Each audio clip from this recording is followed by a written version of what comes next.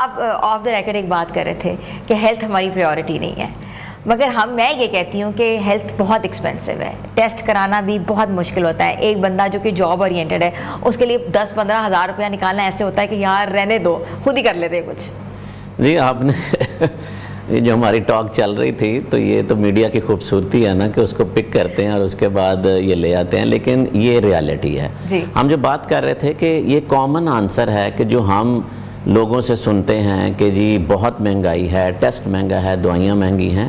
دیکھیں مہنگائی اوورآل ہے اور اس میں آپ کھانے پینے کی چیزوں سے لے لیں، آپ کپڑوں کے پہننے سے لے لیں تو ہر چیز میں فرق آیا، لیکن ہم صرف اور صرف فوکس کر کے ذہنی طور پر یہ بیٹھ گئے ہیں کہ صرف اور صرف دوائیاں مہنگی ہیں، ٹیسٹ مہنگے ہیں اور ہیلتھ مہنگی ہے۔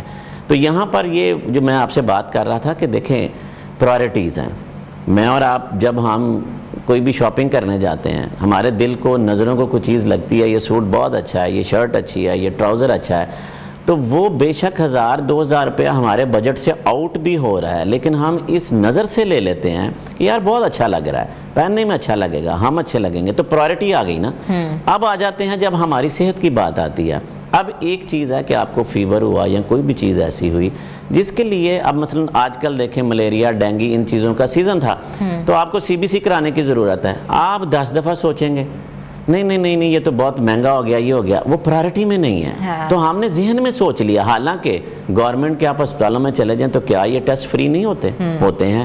اگر ہم یہ بات کریں کہ ڈینگی کی CBC کرانے کی تو 90 روپے میں ہو رہی ہے، 90 روپے میں، ہاں سوچ میں 90 روپے بہت مہنگے ہیں، لیکن پرائرٹی میں ہوں گے تو یہ کچھ بھی نہیں ہے۔ لائنیں بھی سر بڑی تو لگتی ہیں۔ سمپل یہ ہے کہ ہمیں ہیلتھ کو پرائرٹائز کرنا چاہیے۔ یہ چند پیسے لگا کے اگر ہم ایک سوٹ نہیں خریدیں گے، دوائی اور یہ لگا لیں گے نا، تو جو آپ کی صحت کی خوبصورتی ہے نا وہ ہمیشہ زندہ رکھے گی آپ کو۔ سر آپ نے بڑا زبردست میسج دیا آڈینس کو کہ بھئی ضروری امپورٹنس ہے اور پریورٹی پہ رکھنا چاہیے۔ ہم بات کریں کڈنیز کے حوالے سے، کڈنیز کی صحت کیسے برقرار رکھ سکتے ہیں؟ موسم سرما میں اکثر دیکھا ہے لوگوں کو کڈنیز کی شکایتیں ہو جاتی ہیں، ڈی ہائیڈریشن، پانی کی کمی، کیسے اس کو کرب کر سکتے ہیں اور آگے اگر سٹیج 3 تک پہنچ جائیں تو کیا کیا نقصانات ہو سکتے ہیں؟ بڑا خوبصورت ٹاپک آپ نے چنا ہے۔ میرا خیال ہے کہ آج کل جو آنے والا موسم ہے اس کے حوالے سے بڑا یونیک آپ نے یہ آئیڈیا لیا اور ناظرین تک ہم آج بات کرنے جا رہے ہیں۔ ہم اکثر سنتے ہیں کہ جی گرمیوں میں ڈی ہائیڈریشن ہوتی ہے، لیکن آج یہ ایک کانسیپٹ ہے ونٹر ڈی ہائیڈریشن کا، اور یہ آج سے نہیں ہے لیکن اس کو ہم نے کبھی سوچا ہی نہیں، کبھی ڈسکس ہی نہیں کیا۔ تو آج یہ میرا خیال ہے کہ بڑا ڈیفرنٹ ٹائپ آف ٹاپک ہم ڈسکس کرنے جا رہے ہیں۔ دیکھیں سردیاں جیسی سٹارٹ ہوتی ہیں، ایک تو یہ ہے کہ سردیوں میں ہماری جو لیکوڈ انٹیک ہے وہ نیچرلی کم ہو جاتی ہے۔ گرمیوں میں ذرا ہم باہر گھومتے پھرتے زیادہ ہیں جس کی وجہ سے جسم سویٹ کرتا ہے اور اس کے ساتھ ہماری جو تھرسٹ ہے وہ بڑھتی ہے اور ہم لیکوڈ پینا شروع کر دیتے ہیں۔ سردیوں میں کیا ہے؟ سردیوں میں آپ ایک کمرے میں بند ہوتے ہیں، کوشش کرتے ہیں کہ آپ کی جو آؤٹنگ ہے وہ کم ہو، کوشش کرتے ہیں کہ آپ کی باڈی کو جو فزیکل سٹریس یا ایکٹیویٹی ہے وہ کم دینی پڑے۔ اچھا، اب اس کے اگینسٹ جو لیکوڈ نارمل انٹیک ایک انسان کو 2-2.5 لیٹر یا 3 لیٹر کے قریب ریکوائرمنٹ ہے، وہ کم ہو کے لیٹر سے بھی کم ہو جاتی ہے۔ اور وہ لیٹر جو ہم پی رہے ہیں ایکچولی وہ ہم کیا پیتے ہیں؟ یہاں اب چائے چلے گی یا کافی چلے گی، یہ دو چیزیں۔ اور آپ کو پتا ہے کہ پاکستان چائے پینے والے ملکوں میں ٹاپ 3 میں ہے، بالکل ٹاپ 3 میں ہے، اسی کے اندر ہی ہے۔ تو اب یہاں سے اب یہ دونوں مشروب جو استعمال سردیوں میں ہوں گے، یہ دونوں آپ کی باڈی کو ایک حساب سے ڈی ہائیڈریٹ کرتے ہیں، کیونکہ یہ آپ کے پانی کا نیم البدل نہیں ہے۔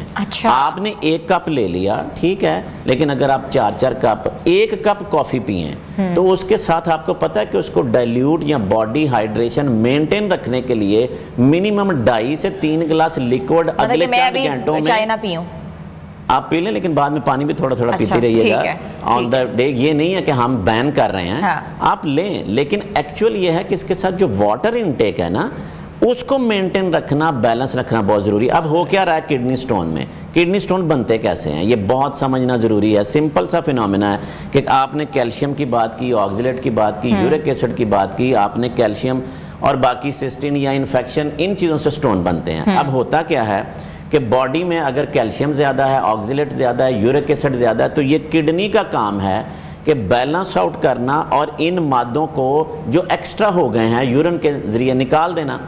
جب آپ کی باڈی ڈی ہائیڈریٹ ہو رہی ہے، جب آپ کی واٹر انٹیک کم ہے، یورن کم بن رہا ہے، تو یورن گاڑھا ہوتا ہے، اور انہی جو منرلز ہیں ان کے کرسٹلز جو ہیں وہ بن کے سٹون کی شکل اختیار کر لیتے ہیں. اور اگر آپ اپنی لیکوڈ انٹیک یعنی کہ واٹر انٹیک اچھی رکھتے ہیں تو آپ کا کڈنی زیادہ یورن بنا رہا ہے، تو ایک حساب سے کڈنی کی فلشنگ ہو رہی ہے.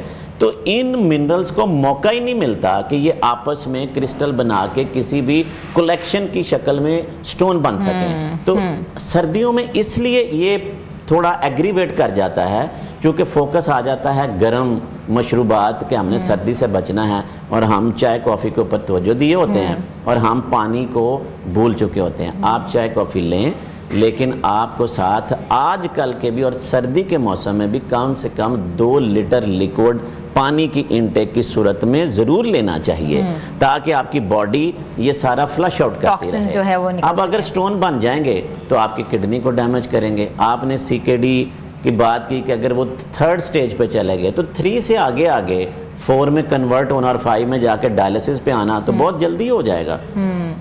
اچھا مجھے یہ بتائیے گا کہ کون سی ایسی غذائیں ہیں اگر ہم بات کریں تھوڑے سے اپنی لائف سٹائل کے حوالے سے اور کھانے پینے کے ٹرینڈ کے حوالے سے جو سردیوں میں پتھری کے جو مریض ہیں ان کے لیے مفید ہوتی ہیں؟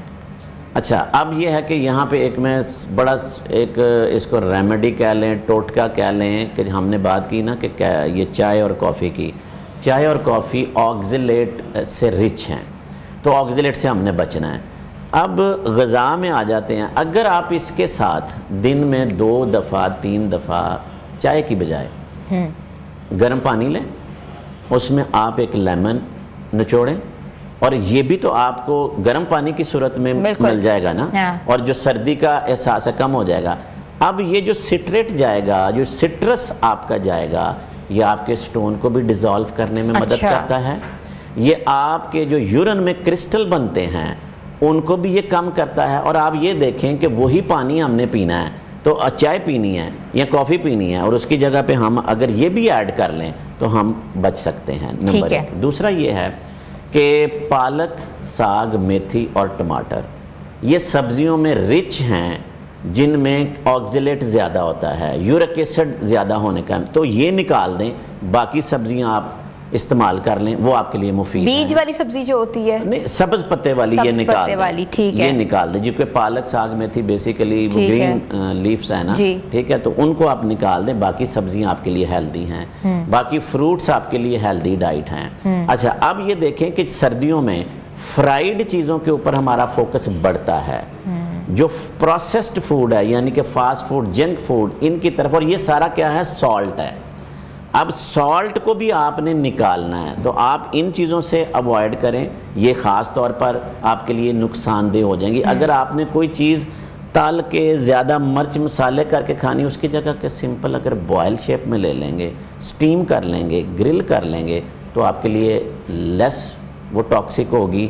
نمک کا استعمال مناسب رکھیں، بند نہ کریں، لیکن ہم بہت زیادہ جو ہے نا وہ استعمال کرتے ہیں تو جس کی وجہ سے ہماری کڈنی ہیلتھ جو ہے نا وہ بیڈلی افیکٹ ہوتی ہے.